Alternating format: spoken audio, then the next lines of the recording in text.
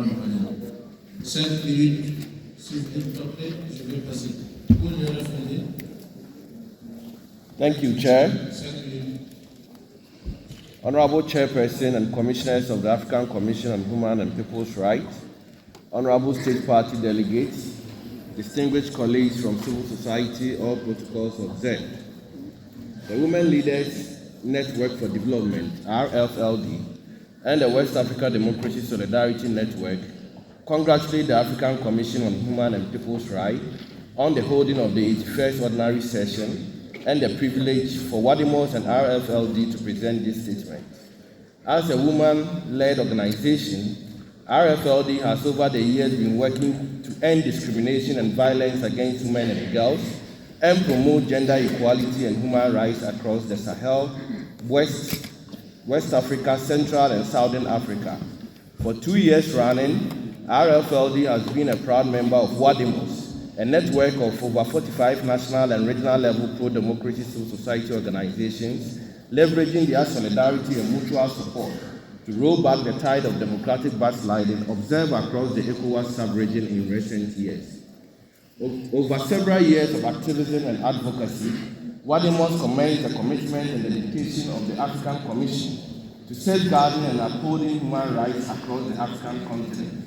We have taken cognizance of the gross violations of human rights and incessant abuse of power against which the Commission, in its strive for democracy and human rights, has continually intervened, along with a myriad of civic actors and human rights defenders.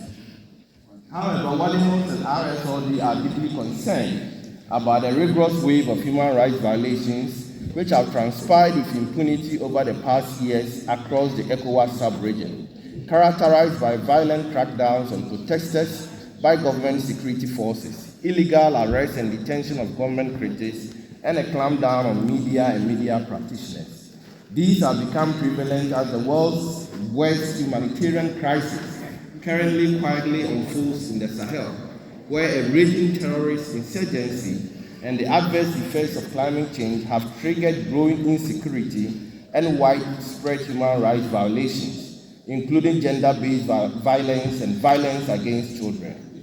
According to the United Nations High Commissioner for Refugees, the crisis has an estimated 3.7 million people internally displaced, with another 500,000 refugees and asylum seekers seeking refuge in neighboring countries. Military governments continue to curtail free speech, break protests with violence, and conduct illegal arrests and detention, even as citizens agitate for a speedy transition back to democracy. While the risks of terrorist insurgency have infiltrated in the coast and spilled over to countries such as Benin, Cote d'Ivoire, and Togo, the military governments in West Africa have grown increasingly intolerant of criticisms, particularly criticism targeting their inability to rein in the terrorist insurgency and the increasing killing of innocent civilians by the military in anti-terrorism operations. In Burkina Faso, terrorist insurgency is now being weaponized to clamp down on civil freedoms and free speech, as government critics and dissidents are sent to the war front for utterances the government deems unfavorable. RFLD and WADEMOS are equally concerned by the varying degrees of restrictions on civil society, political activity, and political parties in the Sahel and West Africa as military and authoritarian regimes alike move to consolidate their power. We find it equally worrying how the threat to regional integration with the pending withdrawal of the 3 Saharan states from ECOWAS has undermined the capacity of ECOWAS to intervene in the human rights violations in the Sahel states and West Africa. In conclusion, we call on the African Commission to take decisive actions as follows: conduct country-finding missions in relation to human rights abuses in the region, particularly in conflict zones and areas where civil liberties are suppressed. We also call on member states to respect human rights, uphold democratic principles, and release political prisoners.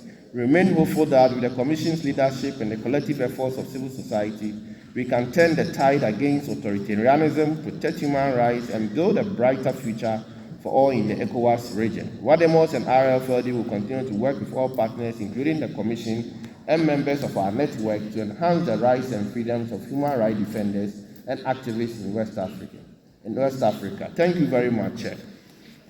Thank you very much.